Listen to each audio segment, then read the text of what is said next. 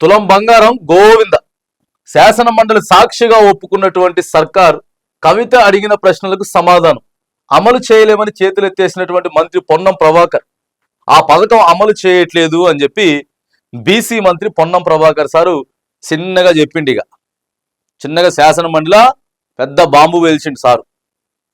తులం బంగారం ఎట్లిస్తారు కేసీఆర్ అసలు అవాక్కైండి అనమాట. అంత పెద్ద రాజకీయాలు చేసి ఇన్ని పథకాలు పెట్టినటువంటి కేసీఆర్ వాము యాడికెళ్ళి నాకే లక్ష కింద మీద అవుతుంది నాయన బాబు, తులం బంగారం యాడికెళ్ళి ఇస్తారు అని చెప్పి ఆయన కేసీఆర్ దెబ్బకి షాక్కి గురైండు. ఇవాళ సార్ చూడండి, అప్పుడు షాక్ చేసిర్రు, మళ్ళీ ఇప్పుడు డబల్ షాక్ చేసిర్రు. ఇంతగా సరదాగా మాటలు అనమాట. అప్పుడు అట్లా ఇప్పుడు ఎట్లా చూడండి ఎట్లుందో. పేదండి ఆడబిడ్డల వివాహానికి కళ్యాణమస్తు స్కీమ్ కింద తులం బంగారం ఇస్తామన్న హామీని సర్కార్ నిలుపుకోలేకపోయిందని బీఆర్ఎస్ ఎమ్మెల్సీ కవిత ధ్వజమెత్తారు. సోమవారం మండలిలో తులం బంగారం పథకం అమలుపై పలు ప్రశ్నలకు కవిత లేవనెత్తగా లేదు చెప్పలేమంటూ మంత్రి పొన్నం ప్రభాకర్ సమాధానం చెప్పడం గమనార్హం. ఏడైతుందండి బాబు, మామూలు విషయం. బంగారం వేయాలంటే తులం బంగారం. ఆడబిడ్డలంతా కూడా చూడండి ఒకసారి, మీ ఓట్లు వేయించుకునేటప్పుడు ఏం చేసిండ్రు? ఓట్లు వేయించుకొని ఇలా అధికారంలోకి వచ్చిన తర్వాత ఏం చెప్తున్నారు? ఇంకేంది, స్కూటీలు వస్తాయి, తులం బంగారం వస్తుంది, 2500 వస్తుంది. మరి 2500 గురించి ఏం చెప్తారో, తులం బంగారం గురించి ఏం చెప్తారో, ఏది పడితే అది చెప్పేస్తారు. కానీ వీళ్ళు ఏం చెప్పినా కరెక్టే అంటారు. మరి ఇది అడిగితే సార్ మరి మీరు ఎన్నికలప్పుడు 2500 ఇస్తామని చెప్పిండ్రు కదా మహిళలకి, తర్వాత స్కూటీలు ఇస్తామని చెప్పిర్రు, తులం బంగారం ఇస్తామని చెప్పిండ్రు కదా సార్ అని అడిగితే తప్పు అవుతుంది.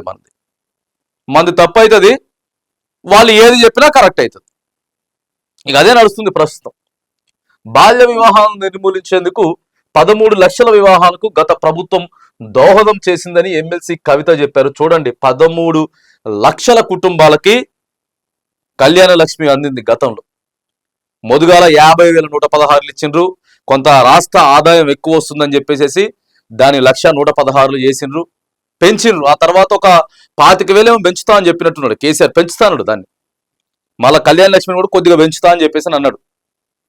మనకు తులం బంగారం కావాలి కదా, తులం బంగారం కావాలని చెప్పి ఇప్పుడు తులం ఇనుము కూడా ఇయ్యలేనటువంటి పరిస్థితి. ఇనుము కూడా ఇయ్యలేరు, కనీసం తుప్పు పట్టిపోయినటువంటి ఇనుము కూడా ఇయ్యడానికి ఆస్కారం లేవు పైసలు.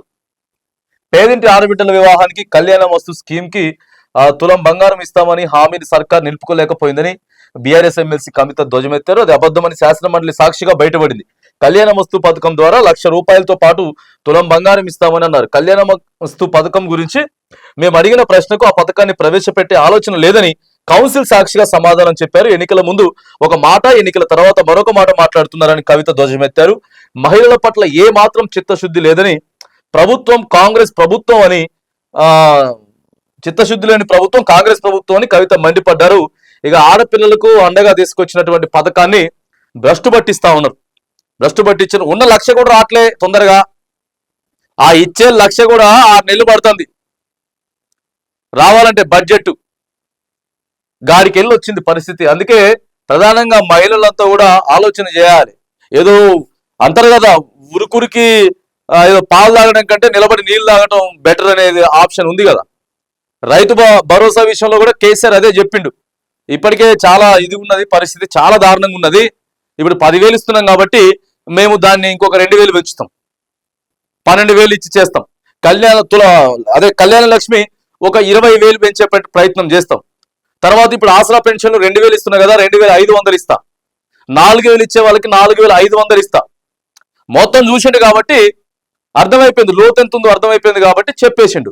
వీళ్ళకి లోతు తెలియదు కదా, లోతు తెలియదు అసలు ఎంతుందో ఏముందో ఏదైపోతుందో అదో ఇదో అనుకునేసేసి నోటికి వచ్చినటువంటి మాటలు చెప్పిండ్రు. ఇవాళేమో రోజుకు ఒక బాంబు వేలుస్తా ఉన్నారు, ప్రజలకి షాక్ ఇస్తా ఉన్నారు. 2,500 కూడా దాని మీద కూడా చెప్పేస్తారు, మా వల్ల కాదని చెప్తారు.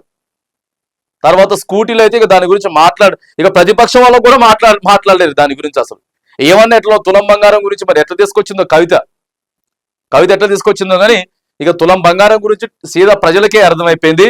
ఇక గోవింద హరిగోవింద తులం బంగారం గురించి వెళ్ళి మహిళలంతా కూడా మర్చిపోవాలి అనేది క్లియర్గా క్లియర్ గా పొన్నం ప్రభాకర్ గారు ఒప్పేసుకున్నాడు నిన్న.